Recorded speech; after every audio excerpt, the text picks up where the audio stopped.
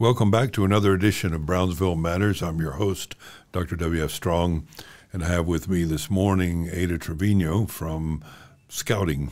I'll just go with that for the moment, and we'll get into details of how the new titles of Scouting, Boy Scouts, Girl Scouts, etc. works. Okay, Ada, welcome. Hello, good morning. So let's begin there because there's been a lot of, development over the years, past 20 years anyway, with Boy Scouts going from Boy Scouts to just Scouting as the primary title that they go by. But does the Boy Scouts of America still exist under that framework, or have they changed their name to Scouting, period? Is that their legal name now? So they are Boy Scouts of America, but I know they're going to transition into Scouts BSA, but not dropping the Boy Scouts of America. Okay. It's going to be Scouts BSA. How long have they been accepting girls? So in the 1970s, they had opened up venturing, and venturing had accepted girls from the age of 14 to 20, and that was a separate, what they call a crew or a ship.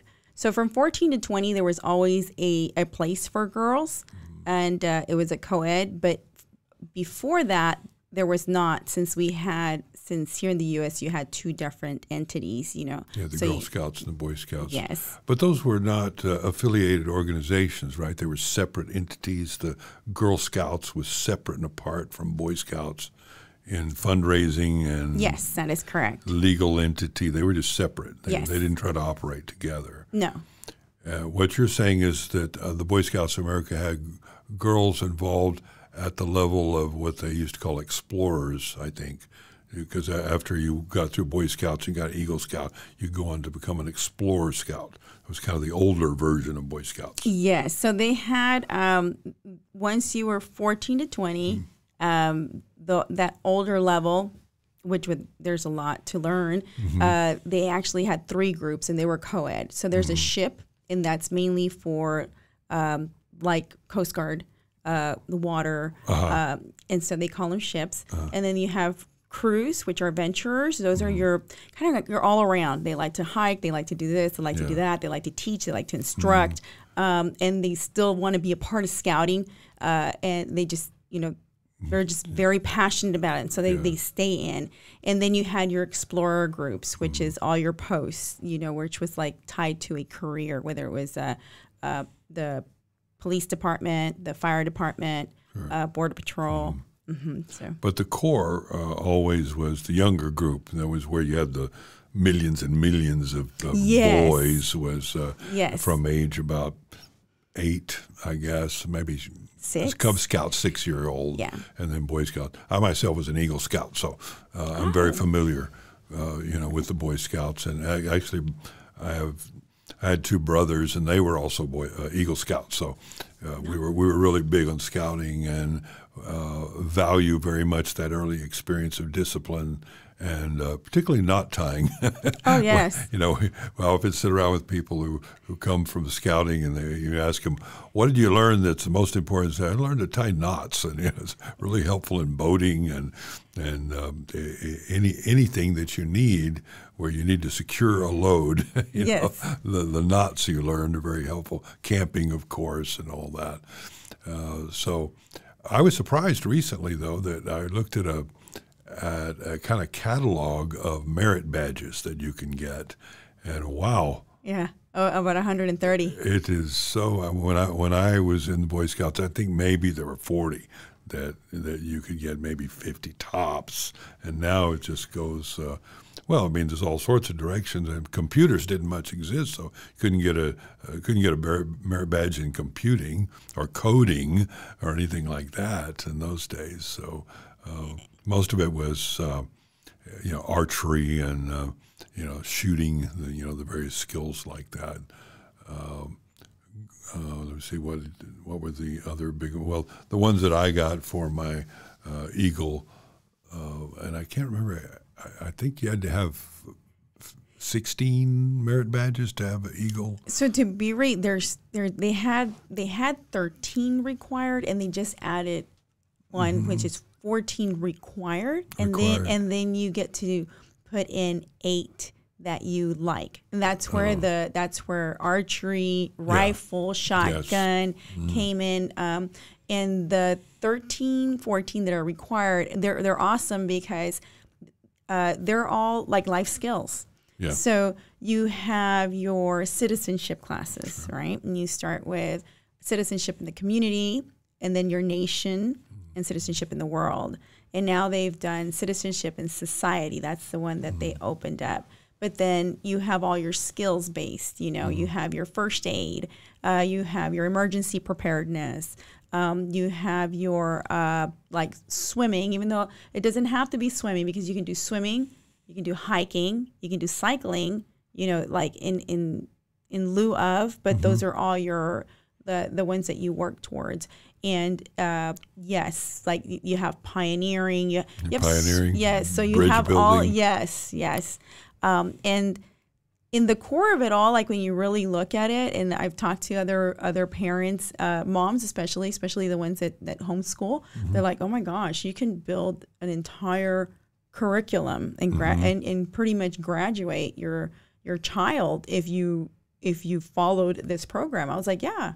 I mean, it's to supplement everything, but it's to supplement everything, like living it with your family. I mean, you lived it. So when you live it, it's like you get to do all of these things that the kids kind of do at school, but they don't. But you get to live it in your family in an outdoor experience. So it's awesome. A lot of the merit badges I got in summer camp. You go to Boy Scout camp, and it was like 3 weeks in the woods in a tent with the mosquitoes. And that's where I got the life-saving merit badge out at the lake. Well, I went to Camp Karankawa there, what's now Lake Corpus Christi.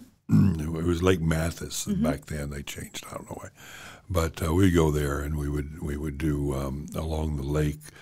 Canoeing was a big one that we could get there. Yes. And then life-saving, where we learned to save. I remember that one being particularly difficult because my instructor was 250 pounds, and I was probably 150 pounds, and I had to pull him out of the water. So, yes. And I failed 3 times. I had to go back again and again to be able to finally be successful at saving him. Otherwise, we were both drowning, So those were some of the big ones there because you're on the lake. Rowing was another one. Canoeing, life-saving, swimming. Just swimming was one. Had to swim a mile, I remember, to pass that merit badge. Do you still have that one? You don't have to swim the mile now. The mile swim is an award that they give. I think they were just like rooting you on because they knew you could do it. Okay. But the swimming requirements, yes, they still have like basic swimming requirements, And when you look at it, I love it because like the most important one that you do the most of is the elementary backstroke, because it's like if you can turn around and keep your nose and your nose up and your toes up, you should be good. Yeah. Now, within scouting, is that your specialization? The water right sports. Now, yes. So aquatics has become my baby. Yes. 3 years ago, I went to National Camp School. I had to get fit, and that's why when you're talking about your experience, I don't know why that was like my experience. I had it was a young man from Dallas that was my partner to save, and he was going for aquatic director as well, and he's from Trevor Reeves over there in Circle 10, and he's like that. Like he was about 280 pounds because they said, okay, so they go, Miss Sada, you're going to have to rescue him And he's like, he turned around and he goes, I'm really sorry because I sink. Like I sink. And I'm like, okay. And it did take us a while. So we knew ahead of time. So I was like, we better practice this. Like, so we showed up to practice. So in this training, you essentially get a merit badge in order to qualify to teach people. So in this training, I get a training card. Yeah. And, yes, you get a nice little patch that says BSA aquatic instructor, and it's good for 5 years. However, every 2 years you still have to go and recert your lifeguard. So do girls now go to Boy Scout camp in summer like what I went to? It's the girls and boys there. So yes, they do. So and even back, I'm not sure. So it depends on how the program event is made. So if a program director decides to target, let's say, Webelos and BSA Scouts. I haven't heard that term in years, Webelos. Yeah. So then that target would be those participants that they would, now, from my experience recently, yes, it is open to both troops. So you have. But do they go co-ed? They don't. They don't go co-ed in that they have to camp separately. So, okay, all right. But the classes, yes, like once you're going to the merit badge classes, but they camp separately. Yes, they and camp then they separately. raid each other's camps. Yes. I bet you. Yeah. They're too tired, honestly. Yeah. We keep them like, keep them worn out. Yes. We just had camporee, and then I was worn out. Oh, my gosh, because the sun came out this Saturday. And we were out there all day in the pool, and we are back on the arroyo. So we had some canoe races in the arroyo.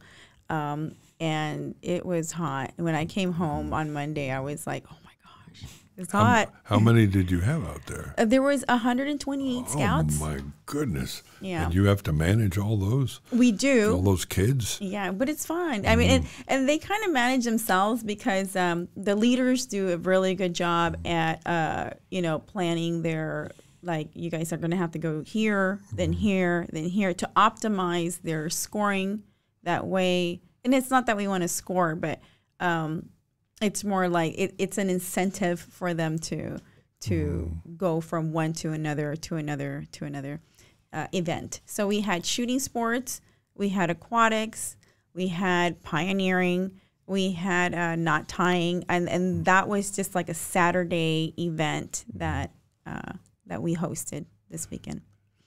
You still have Scout Masters, right? Mm-hmm. Okay. And women can be Scout Masters? Yes. Yeah. Well, and especially since now you have a troop that is all female, so you have to have a female as a Scout Master or Assistant Scout Master. But yes. What do girls do in scouting in the Boy Scouts, so to speak, that's different from what Girl Scouts do? I'm not too familiar with Girl Scouts. One of my best friends actually. Well, you don't have cookies, do you? No. No well, I cookies? eat the cookies because my boys love those cookies. I'm always telling them as many cookies that y'all buy, y'all need to go sell popcorn too. So I was in MOPS, which is Mothers of Preschoolers, and in that group, I did meet a lot of Girl Scouts that were from like Southern, like South Carolina, those areas.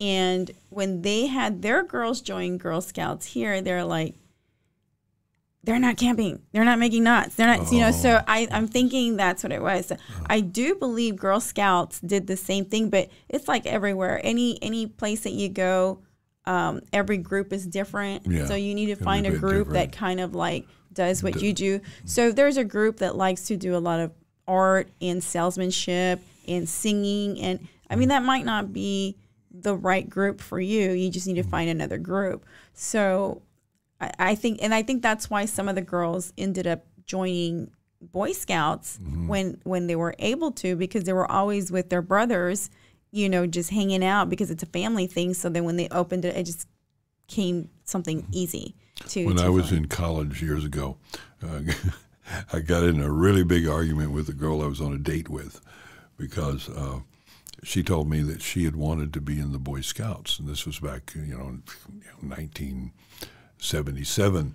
And I was appalled because I said, well, that's why it's called the Boy Scouts, because it has boys. Yeah. And she said, well, I should have been able to get in the Boy Scouts. And it's unfair. And I said, but you're a girl. And she said, it doesn't matter. She said, it's unfair. And I said, why? Why is it unfair? You had the Girl Scouts. And she said, but you all had the better camps, you had the better tents, you had the better equipment, the better funding. And she said, so it's unfair. I don't agree with that because the few times that we have gone to go do service at the Girl Scout camps here, like the one they had in Bayview, or the one like where Camp Rio took over, and my boys would go, and they're like, oh, they have cabins. They have cabins. They have cabins. We have. I have never camped. With my experience, I've been in scouting 13 years now. Boy Scouts, they live it pretty rough. It's not. I think that's what she meant, though, is that she wanted that experience. She didn't want to be coddled, and so she wanted to be in Philmont, for instance, is the a huge real camp, camping the experience. real camp, the big camps, the mountain camps, and better funding. And so her argument, and like you say, it's situational. Maybe where she was, the Girl Scouts were all about arts and crafts, and it really wasn't well funded. Who knows? But in her case, she felt like her being kept out of the Boy Scouts was unfair because it had better opportunities, and that's what she wanted. And so anyway, but I was stuck on the language, that just gender by definition, and she was stuck on fairness and opportunity. So as I've gotten older, I got her point. I see. Okay, I see what you're talking about. Yeah, and to me, it's like whoever can save your life. Like if I am 150, 40 pounds, and I can take a 300-pound guy out of the water, and you need me to keep, then you're good. Let's go. Let's go. Let's do it. Well, the camps here in the valley, what are the various camping camps? So let's say, what we would have traditionally called Boy Scout camps, but I guess they're both now. You've got some camps that are Girl Scout camps and some that are Boy Scouts. But what are the camps here in the valley that are visited by Valley kids? So you do have. There's some Girl Scout camps. I'm not too familiar with all of them. We have been in them because there's programs. Yeah. Like there was a CERT program that they offered for the whole valley. There was some Brownsville kids here that took advantage of that. We took advantage of that. But Little Sam's very old, right? It's been around a long time. Yes, yeah. And so they use those facilities, and they're pretty nice facilities. So like for training, I definitely say, like, because the environment here is pretty rough and we're used to being indoors now, that for training purposes, because of the amount of work that you do, those camps are kind of nice. I do enjoy being in those camps. I work a little harder when I can rest a little bit better. However, the Boy Scout camp, when you're doing almost like primitive camping in Rio Hondo, or you're doing primitive camping, we have a camp in at the island called Laguna Station that's in Isla Blanca, and you can do like primitive style camping, and you're basically really practicing your wits. You develop a lot of patience. You learn the definition of do your best, because do your best may not be better than what you did yesterday, but for today, that's your best. And when you tell that to yourself, you're pretty happy with yourself. Like, did you do your best? Yes. I mean, there's absolutely nothing else I could have done. This is my best. And it's amazing. And then when you go home, you're so humbled. You're so humbled by your bed, I mean, it's like, it's so grateful. There's like this serene feeling of that whole experience, and I think that balances you out very well. And gratitude. Gratitude. Yes. I didn't realize that you had a facility at the island. I didn't know about that one. What about Upper Valley? I'm not sure what's up there in the way of Boy Scout or Girl Scout facilities. So incidentally, Bayview has one, right, for Girl Scouts? So Bayview has one for Girl Scouts. The Upper Valley does have some, but I believe Texas Parks has kind of taken over a lot of those, but they're still very open to use. You just have to make arrangement. But yes, our scouts from Roma and Rio Grande City, they come all the way to Rio Hondo. They come all the way to Rio Hondo. That is their camp. That is like it's like everybody's home. Camp Perry is. Yeah, Camp Perry. I've heard of that for years. Yeah. Was that by chance an Army property once upon a time, way back? Camp Perry. I don't know. I'm just asking. I had read on it, the history on it, and I know that it was a property that was, well, you know how when Texas lost their, they didn't lose it, when they decided from a republic to go to join the U.S. Yeah, to join the U.S. Well, the people that owned it, all those deeds kind of changed. So then they gave it to somebody else, and that land was all there. And then eventually it just got given to a particular family, and then from there that it was used. I'm not sure how much of that was. I don't know either. It just has that sound to it. It sounds like an Army fort, but maybe just because they call it camp. Certainly Fort Brown, where TSC and UT-RGV are, that was an Army fort up until 1945. Really, from 1845 to 1945, 100 years it was an Army fort. Yes. And then it was given, to the city. Well, it was given to the community college district, and then it became more than that. But that's how it came to be. And that was done with a lot of Army and military property around the country. Some of it became Boy Scout camps, and some of it became community colleges, all sorts of interesting developments out of those gifts from the military to the communities that resided near them. Yeah. So if people want to join the Boy Scouts today, if they're listening, parents are listening to you right now, how do they join? How many, for instance, troops are there in the Brownsville area? Do people tend to join, where they are? They live in Southmost, so they join a troop in Southmost. So that's how it was. I'm hoping we can grow it back into those numbers, because Brownsville had a lot. So we consider the Tippitax district here in the area. They're very big. And so they had some in the private schools. You had some Boys and Girls Club also did sponsor some. A lot of the sponsorship that stayed was our Catholic churches, actually, throughout COVID. Because, COVID kind of just messed everything up. So those are the ones that stayed as our charters. Not that you can't open up a charter. So let's say that you have 5 wonderful friends and family, and everybody has the same age group kids. And you really like this scouting program, and you want to take advantage of all the benefits that scouting has across the U.S., right?